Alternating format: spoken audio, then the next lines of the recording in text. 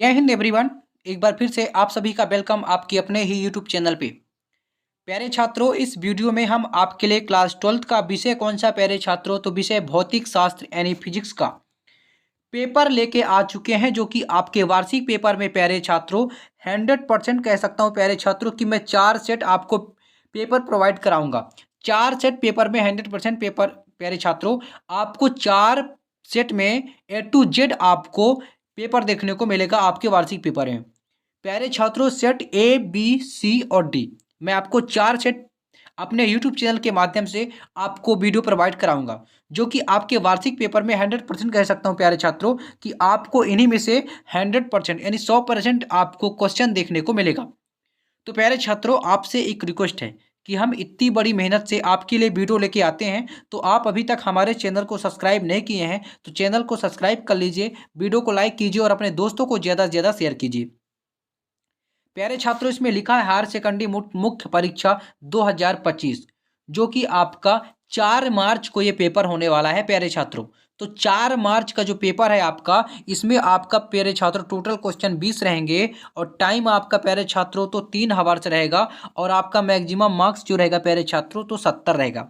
यदि आपको 70 में 70 फिजिक्स में लाना है प्यारे छात्रों, तो आपको वीडियो के लास्ट तक बने रहना है और हमारे चैनल को सब्सक्राइब करना है, ताकि हर वीडियो को नोटिफिकेशन सबसे पहले आप तक पहुंच सके। प्यारे छात्रों, मैं पेपर के साथ साथ संपूर्ण उत्तर भी आपको प्रोवाइड कराऊंगा। आप साथ में साथ स्क्रीनशॉट लेते जाइएगा, याद भी करते जाइएगा और अपने नोट कॉपी में नोट करते जाइएगा, क्योंकि आपके वार्षिक पेपर यानी 4 मार्च को प्यारे छात्रों ऐसे ही पेपर देखने को मिलेगा।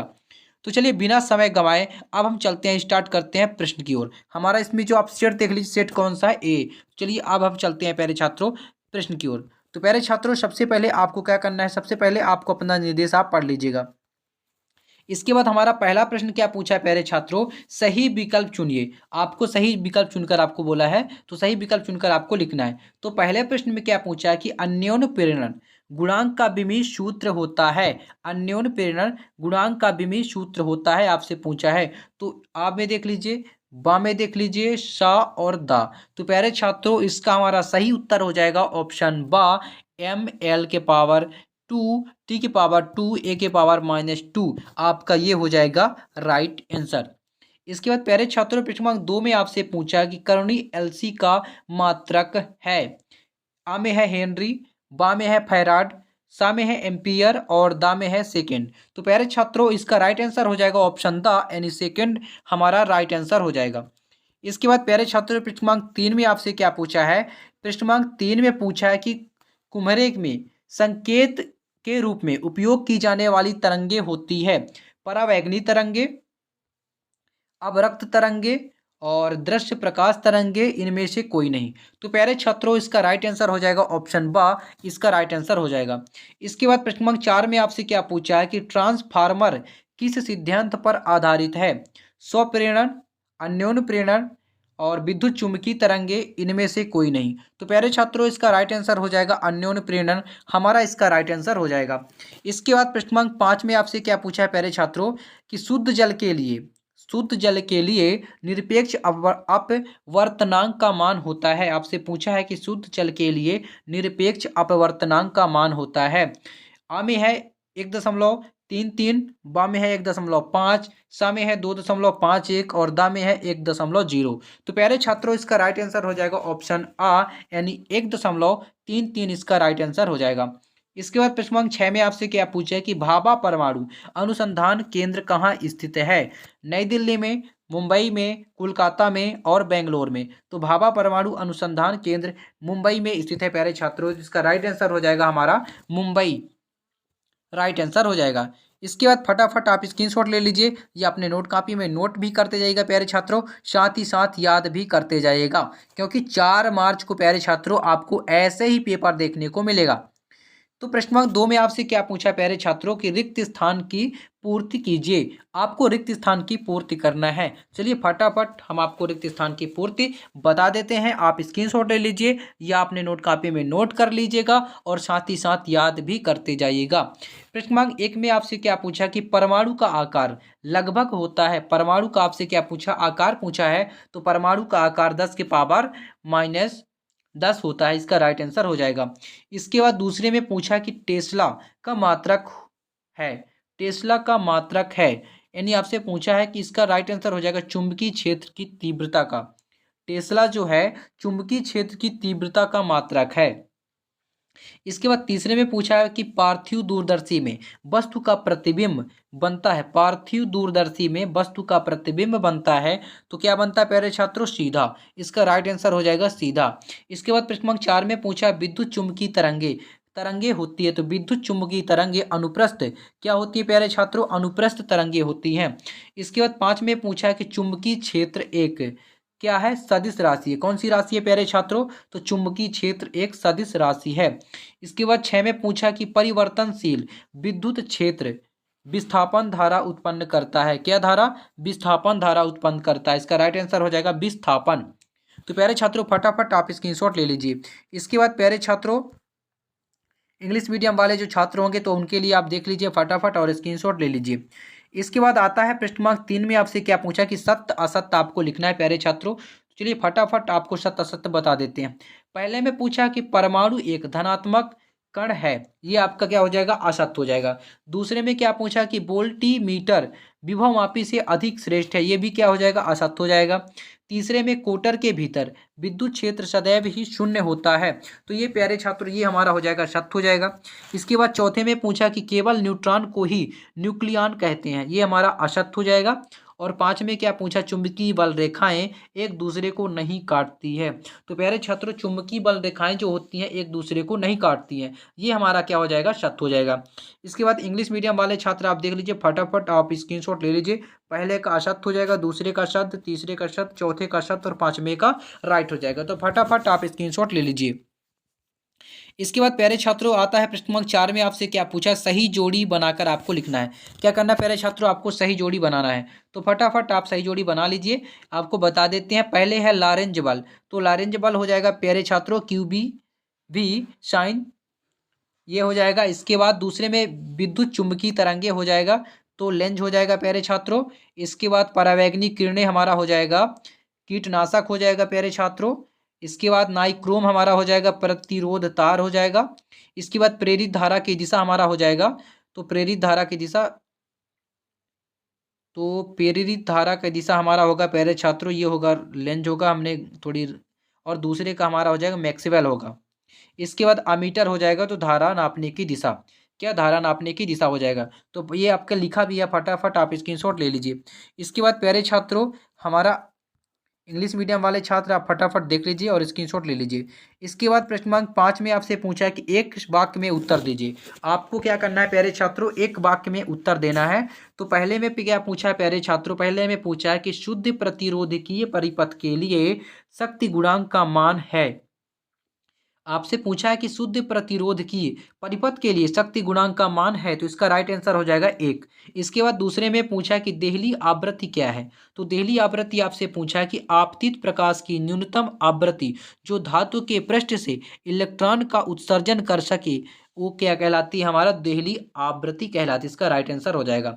इसके बाद तीसरे में पूछा है कि अनुगमन वेग पर ताप का क्या प्रभाव पड़ता है, तो प्यारे छात्रों अनुगमन वेग पर ताप घट जाता है, क्या हो जाता है? घट जाता है, इसका राइट आंसर हो जाएगा।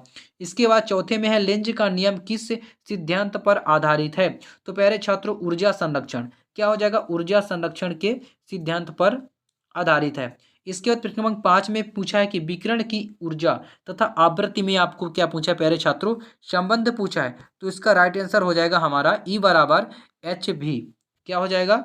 E बराबर HV हमारा राइट आंसर हो जाएगा। तो फटाफट आप स्क्रीनशॉट ले लीजिए। इसके बाद प्यारे छात्रों अगला प्रश्न देखते हैं। हमारा अगला प्रश्न प्रश्न क्रमांक 6 में आपसे क्या पूछा कि किसी विद्युत द्विध्रुव आघूर्ण को परिभाषित कीजिए, यह अदिश राशि है या सदिश राशि है। इसका अथवा क्या पूछा प्यारे छात्रों? देख लीजिए कि विद्युत फ्लक्स को परिभाषित कीजिए, इसका SI मात्रक आपको क्या करना है? लिखना है। तो फटाफट आप इसका उत्तर आप देख लीजिए, मैं थोड़ा फटाफट आपको उत्तर दिखा देता हूं। यानी विद्युत द्विध्रुव आघूर्ण की परिभाषा, किसी भी विद्युत द्विध्रुव के एक आवेश तथा दोनों आवेशों के बीच की प्रभाव कारी लंबाई के गुणनफल को विद्युत द्विध्रुव आघूर्ण कहते हैं। इसे पी से प्रदर्शित करते हैं। इसका ऐसा ही मात्रक कूलाम इंटू मीटर है। तो आप फटाफट आप देख लीजिए और स्क्रीनशॉट ले लीजिए। इसके बाद प्यारे छात्रों, इसका प्रश्न क्रमांक 7 में आपसे क्या पूछा है कि अनुगमन वेग की परिभाषा लिखिए। विद्युत धारा एवं अनुगमन वेग में आपको क्या करना है, संबंध आपसे पूछा है। तो ये हो गया इसका विद्युत फ्लक्स, इसका अथवे का उत्तर विद्युत फ्लक्स। फटाफट आप देख लीजिए। इसके बाद प्यारे छात्रों प्रश्न क्रमांक 7 देख लीजिए। तो प्रश्न क्रमांक 7 का अथवे में क्या पूछा कि विशिष्ट प्रतिरोध या प्रतिरोधकता की परिभाषा लिखते हुए इनका एसआई मात्रक एवं विमीय सूत्र लिखिए। तो प्यारे छात्रों, मैं फटाफट पहले आपको संपूर्ण प्रश्न दिखा देता हूं, इसके बाद उसका उत्तर आपको फटाफट आपको दिखा दूंगा। तो फटाफट आप प्रश्न देख लीजिए, स्क्रीनशॉट ले लीजिए, क्योंकि आपके वार्षिक पेपर में प्यारे छात्रों ऐसे ही पेपर देखने को मिलेगा। इसके बाद प्रश्न क्रमांक 8 में आपसे क्या पूछा कि चल कुंडली धारा मापी की कुंडली के मध्य नरम लोहे का क्रोड क्यों रखते हैं, आपसे ये पूछा। इसका अथवा है प्यारे छात्रों, धारा मापी में चुंबक के ध्रुव अवतल क्यों बनाए जाते हैं। इसके बाद प्रश्न क्रमांक 9 देख लीजिए। प्रश्न क्रमांक 9 आपका ये हो गया, इसका अथवा देख लीजिए फटाफट। इसके बाद प्रश्न क्रमांक 10 में आपसे क्या पूछा है कि पूर्ण आंतरिक परावर्तन की क्या आवश्यक शर्तें। पूर्ण आंतरिक परावर्तन की आवश्यक आपको शर्तें पूछा है। इसका अथवा है दाढ़ी बनाने या मेकअप करने के लिए अवतल दर्पण का उपयोग क्यों किया जाता है। इसके बाद प्रश्न क्रमांक देख लीजिए, अगला देख लीजिए, प्रकाश विद्युत प्रभाव को परिभाषित कीजिए। इससे संबंधित आइंस्टीन का समीकरण आपको क्या करना है, समीकरण आपको लिखना है। इसका अथवा है प्यारे छात्रों, द्रव्य तरंगों की कोई 2 विशेषताएं आपको लिखना है। तो फटाफट आप स्क्रीनशॉट ले लीजिए। इसके बाद प्रश्न क्रमांक 12 में आपसे क्या पूछा कि हाइड्रोजन परमाणु में केवल एक ही इलेक्ट्रॉन है, किंतु उसके उत्सर्जन स्पेक्ट्रम में कई रेखाएं होती है, आपसे इसमें यह पूछा है। इसके बाद उसका अथवा देख लीजिए, यदि परमाणु में इलेक्ट्रॉन अपनी कक्षा में स्थिर हो तो क्या होता है। प्रश्न क्रमांक 13 देख लीजिए, नाभिकीय विखंडन और नाभिकीय संलयन में आपको कोई 2 अंतर पूछा है प्यारे छात्रों। इसका अथवा देख लीजिए, कारण आपको लिखना है प्रश्न क्रमांक 13 का अथवा फटाफट आप देख लीजिए। इसके बाद प्रश्न क्रमांक 14 में क्या पूछा है, किसी चालक की धारिता से क्या तात्पर्य है। किसी चालक की धारिता से क्या तात्पर्य है, चालक की धारिता को प्रभावित करने वाले आपको कारक लिखना है। इसके बाद इसका अथवा है गास की प्रमेय लिखिए एवं सिद्ध कीजिए। प्रश्न क्रमांक 15 में क्या पूछा है, किसी विद्युत परिपथ के लिए किरचॉफ के आपको क्या करना है, नियम लिखना है प्यारे छात्रों। इसके बाद इसका अथवा है किरचॉफ के नियमों के आधार पर वेस्टीन सेतु का सिद्धांत आपको क्या करना है, स्थापित करना है। इसके बाद प्रश्न क्रमांक 15 आप देख लीजिए फटाफट और स्क्रीनशॉट ले लीजिए। इसके बाद प्रश्न क्रमांक 16 देख लीजिए, ये आपका प्रश्न क्रमांक 16 हो गया। इसके बाद प्रश्न क्रमांक 17 यानी अथवा क्या पूछा, किसी गोली दर्पण के लिए सूत्र स्थापना आपको करना है। प्रश्न क्रमांक 18 पीएन संधि डायोड क्या है। पीएन संधि डायोड की कार्य विधि अग्र अभिनति और पश्च अभिनति में विद्युत आरेख खींचकर समझाइए, आपको समझाना है। इसके बाद प्यारे छात्रों प्रश्न क्रमांक ये आप देख लीजिए। इसके बाद प्रश्न क्रमांक 18 का अथवे का में क्या पूछा है कि दिष्टकरण क्या है। ये विद्युत परिपथ खींचकर पीएन संधि डायोड की पूर्ण तरंग दिष्ट कार्य की प्रक्रिया आपको समझाना है। इसके बाद प्रश्न क्रमांक 19 में क्या पूछा है कि ट्रांसफर का वर्णन कीजिए। ट्रांसफार्मर का वर्णन कीजिए निम्नलिखित बिंदुओं के आधार पर। सिद्धांत आपको लिखना है, ट्रांसफार्मर के प्रकार लिखना है, परिणमन अनुपात के सूत्र का निगमन लिखना है और नामांकित रेखा चित्र आपको लिखना है। इसका अथवा है कि प्रत्यावर्ती धारा जनित्र का वर्णन निम्न शीर्षकों के अंतर्गत कीजिए। सिद्धांत, नामांकित रेखा चित्र और मुख्य भागों के नाम और कार्यविधि।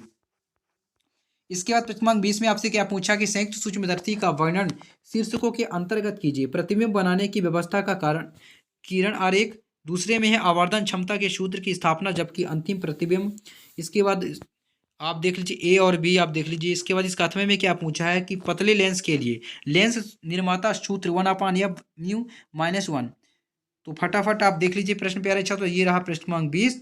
तो प्यारे छात्रों आशा करता हूँ कि आपको वीडियो समझ में आ गया होगा। इसका जो सॉल्यूशन है प्यारे छात्रों, मैं पार्ट 2 में यानी दूसरे नेक्स्ट वीडियो में आपको संपूर्ण सॉल्यूशन सहित वीडियो प्रोवाइड कराऊंगा। यदि आपको संपूर्ण सॉल्यूशन चाहिए तो वीडियो में कमेंट कीजिएगा कि सर आप इसका संपूर्ण सॉल्यूशन सहित वीडियो प्रोवाइड कराइए, तो मैं फास्ट यानी बहुत ही जल्द आपको वीडियो प्रोवाइड कराऊंगा। तो प्यारे छात्रों आशा करता हूं कि आपको वीडियो समझ में आ गया होगा। समझ में आ गया होगा तो वीडियो को लाइक कीजिएगा, चैनल को सब्सक्राइब कीजिएगा। फिर मिलते हैं नेक्स्ट वीडियो में, तब तक के लिए जय हिंद, वंदे मातरम।